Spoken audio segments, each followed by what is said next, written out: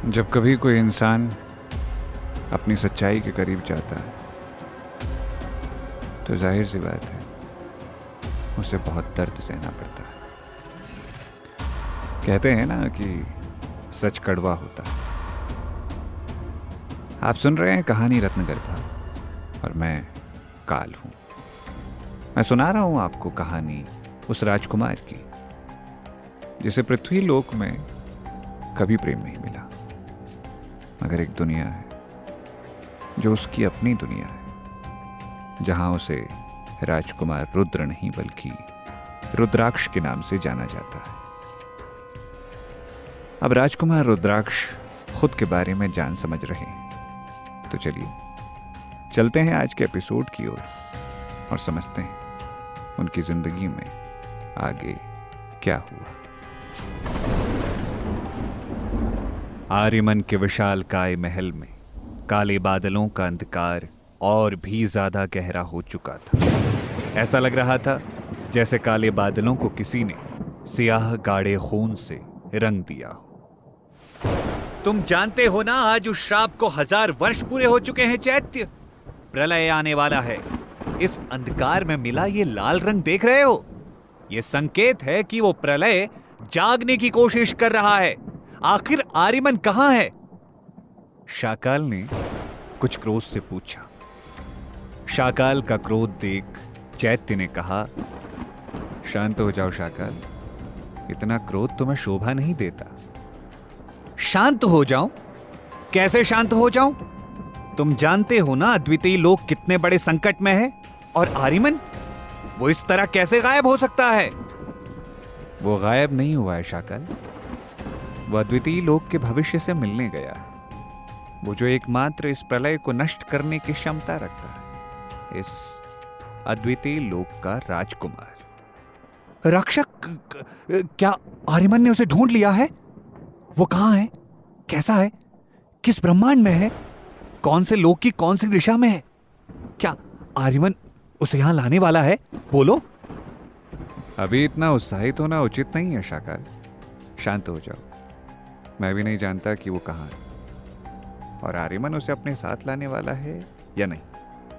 मैं बस इतना जानता हूं कि आर्यमन ने हमें एक महत्वपूर्ण कार्य सौंपा है जिसे हमें समय रहते पूरा करना होगा। चैत्य की बात सुनकर शाकाल की आंखें संदेह से छोटी हो गई। कैसा कार्य? चलो मेरे साथ, ये कहकर चैत्य आगे बढ़ गया। वहीं दूसरी तरफ आर्यमन की बातें सुनकर रुद्र ने कहा, क्या कहा तुमने? आत्मिक शक्ति? ऐसी कहानियों को मेरे राज्य के बच्चे सुनना तक पसंद नहीं करते, और तुम चाहते हो मैं इस पर विश्वास कर लूं? मैं जानता हूं ये बाज भी तुम्हारी कोई माया है। दूर हो जाओ मेरी दृष्टि से। मेरे पास तुम पर व्यर्थ करने के लिए समय नहीं है। जाओ और अपनी माया दिखाकर राज्य के लोगों का मन बहलाओ, मेरा नहीं। मुझे तुम्हारी इस बाज की और तुम्हारी इस माया की कोई आवश्यकता नहीं है। आर्यमन ने रुद्र को घूरा और अपनी छड़ी घुमाई। उसके शस्त्र से निकलती अद्भुत रोशनी ने उसके लिए एक अद्भुत आसन का निर्माण किया।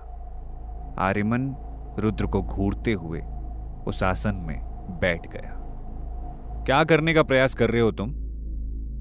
मैं कुछ करने का प्रयास नहीं कर रहा। तुम्ही ने कहा ना, तुम्हारे पास मुझ पर व्यर्थ करने के लिए समय नहीं। तो ठीक है, जाओ, चले जाओ यहां से।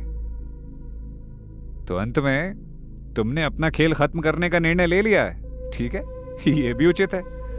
आशा है आज के बाद तुम मेरे सामने ना आओ। यह कहकर रुद्र वहां से जाने लगा। उसने पलटकर जैसे ही अपना पैर आगे बढ़ाने के लिए उठाया, वैसे ही वो वहां से गायब हो गया। रुद्र अदृश्य होकर एक अनजाने स्थान पर पहुंचा और इससे पहले कि वो अपना कदम धरती में रख पाता, उसने भय से अपना पैर पीछे खींच लिया। उसने देखा कि वो जंगल से अदृश्य होकर एक ऐसी जगह पर आ चुका था जहां चारों तरफ खौलती ज्वाला की एक नदी थी, और वो उस नदी के बीचों बीच एक बड़े पत्थर पर खड़ा था। तभी उसके कानों में आर्यमन की आवाज गूंजी। क्या हुआ? जाओ, अपना समय व्यर्थ मत करो, आगे बढ़ो। रुद्र के चेहरे पर उभरा भय अचानक क्रोध में बदल गया। आर्यमन, मैं तुम्हारे प्राण ले लूंगा। ये कहकर उसने चारों ओर अपनी नजरें घुमाई, लेकिन आर्यमन उसे कहीं नहीं दिखा। तभी एक बार फिर उसके कानों में आर्यमन की आवाज गूंजी, ठीक है, मेरे प्राण ले लेना, किंतु पहले अपने प्राण की रक्षा करो। मैं चाहूं तो तुम्हें हमेशा हमेशा के लिए यहां कैद कर दूं। यहां रहकर तुम ना जीवित रह पाओगे, ना ही अपने प्राणों को त्याग पाओगे, क्योंकि मेरी माया के आगे काल का जोर भी नहीं चलता। इस पर रुद्र क्रोध से गुर्राया। मैंने कहा, अभिशिषण, मुझे यहां से निकालो, अन्यथा मुझसे बुरा कोई नहीं होगा। मुझ पर अपनी माया का प्रयोग करना बंद करो। रुद्र ने इतना कहा ही था कि तभी वो बड़ा पत्थर अचानक डगमगाने लगा, जिसके सहारे इस वक्त रुद्र खड़ा था। उसे ऐसा लगा जैसे वो किसी भी क्षण उस खौलते लावे में गिर सकता था। आखिर तुम चाहते क्या हो? मैं वो चाहता हूं जो इस पूरे ब्रह्मांड में तुम ही मुझे दे सकते हो। आर्यमन की आखिरी बात सुनकर रुद्र की आंखें संदेह से भर गई। मैं? आखिर मैं ऐसा क्या दे सकता हूं तुम्हें?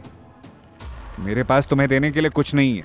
मैं सिर्फ अंजेरी का एक बहिष्कृत राजकुमार हूं, जिसके पास राजकुमार होने के कोई अधिकार नहीं है। मेरे पास तुम्हें देने के लिए कुछ भी नहीं है। जीवन और मृत्यु इस संसार का सबसे बड़ा सत्य है रुद्र, मगर इन दोनों में सबसे महत्वपूर्ण है अस्तित्व, हमारा अस्तित्व। जीवन और मृत्यु सिक्के के दो पहलू हैं। एक अस्तित्व देता है और एक अस्तित्व मिटाता है। लेकिन वो लोग व्यर्थ होते हैं जो अपने अस्तित्व के बिना अपना जीवन व्यतीत करते हैं और एक दिन मृत्यु को प्राप्त हो जाते हैं। अस्तित्व हमें जीवन का लक्ष्य प्रदान करता है, और तुम रुद्र अपने अस्तित्व से भी अनजान हो और अपने लक्ष्य से भी। तुम्हारा अस्तित्व तुम्हारे बताए गए सत्य से कहीं ज्यादा बड़ा है। अपने सीने में उपस्थित वो नीलमणि देखो, वो है तुम्हारा अस्तित्व। रुद्र ने अपने सीने में उपस्थित उस नीलमणि को देखा, जिससे अब भी एक तेज उत्पन्न हो रहा था। वो मणि रुद्र के सीने में कुछ इस प्रकार धंसी हुई थी जैसे वो उसी के शरीर का एक अंग हो। रुद्र ने उस मणि को छुआ। तो क्या है मेरा अस्तित्व? आर्यमन की आवाज रुद्र का सवाल सुनकर कुछ स्थिर हो गई।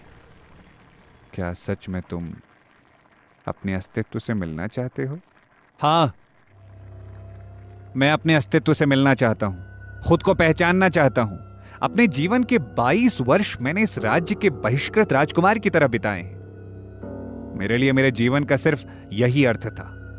इस जीवन का ना कोई लक्ष्य था, ना ही इसकी कोई इच्छा। लेकिन आज मेरा जीवन एक क्षण में बदल सा गया है। इसका सत्य असत्य मैं कुछ नहीं जानता। यह भी नहीं जानता कि तुम सच हो या सिर्फ एक सपना। लेकिन अगर यही सच है तो मैं इसे जानना चाहता हूं। मैं अपने अस्तित्व को जानना चाहता हूं। बताओ मुझे, क्या है मेरा अस्तित्व? मायावी हो ना तुम? दिखाओ मुझे, कौन हूं मैं? वहीं दूसरी तरफ चैत्य शाकाल के साथ आर्यमन के महल के उस हिस्से में गया था जो पूरी तरह से एक सुरक्षित कवच से ढका हुआ था। चैत्य ने शाकाल को अंदर प्रवेश करने का इशारा किया और इसी के साथ वो उस कवच के अंदर चला गया। इस कवच के अंदर किसी भी खूनी जादूगर का आना असंभव था। शायद इसीलिए आर्यमन ने ये जगह चुनी थी। उस कवच को पार कर चैत्य शाकाल के साथ एक गुप्त मार्ग पर चलने लगा। कुछ ही पलों के बाद वो दोनों एक गुप्त द्वार के आगे खड़े थे। उस गुप्त द्वार को देख शाकाल ने हैरानी से सवाल किया, ये ऊर्जा, ये तो उस प्रलय की महक है। तो क्या वो यहां है? आर्यमन ने इतने वर्षों तक उसे कैद किया था? कैसे? ये आर्यमन ने कैसे किया? हमें लगा था कि यह प्रलय श्राप मिलने के बाद विलुप्त हो गया है और कहीं जाकर गहरी नींद में सो चुका है। लेकिन आर्यमन ने इसे यहां रखा है। क्या तुम्हें ये बात पता थी? अगर खूनी जादूगरों को इसकी भनक पड़ी तो वो क्रोध में आकर इस लोक में त्राही त्राही मचा देंगे। तुम समझ रहे हो ना चैत्य, मैं क्या कहने का प्रयास कर रहा हूं? मैं जानता हूं तुम क्या कह रहे हो, मैं अच्छे से जानता हूं। लेकिन तुम भूल गए हो कि आर्यमन कौन है। वो जितना महान और शक्तिशाली है उतना ही कुटिल भी। तुमने पूछा क्या मैं इस बारे में जानता था, तो उत्तर है नहीं। तुम्हारी तरह मैं भी सत्य से आज ही अवगत हुआ। वो भी इसीलिए क्योंकि आर्यमन चाहता था। आर्यमन ने हमारी और खूनी जादूगरों की नाक के नीचे इतना बड़ा खेल रचा, और वो मूर्ख खूनी जादूगर इस प्रतीक्षा में बैठे हैं कि उनके महामायावी सम्राट लौटेंगे। लेकिन वो भूल गए, जहां उनकी और हमारी सोच खत्म होती है, वहां से आर्यमन की सोच शुरू होती है। यह कहकर चैत्य कुटिलता से मुस्कुराया और शाकाल को देखते हुए उसने उस गुप्त द्वार को खोल दिया। अंदर का दृश्य देखकर चैत्य और शाकाल दोनों की ही आंखें हैरानी से फटी की फटी रह गई। आखिर ऐसा क्या था उस गुप्त द्वार के पीछे? क्या था वो श्राप? आखिर ऐसा कौन सा खेल रचा है आर्यमन ने? क्या रुद्र जान पाएगा अपने जीवन का सत्य? तो ये था आज का एपिसोड। उम्मीद है आपको ये कहानी पसंद आ रही होगी। इस कहानी की लेखिका हैं विशाखा उप्रेती। साउंड और प्रोडक्शन कमल जीना के द्वारा किया गया है। इसे आवाज दी है पंकज जीना ने। कल इस कहानी का अगला एपिसोड आएगा।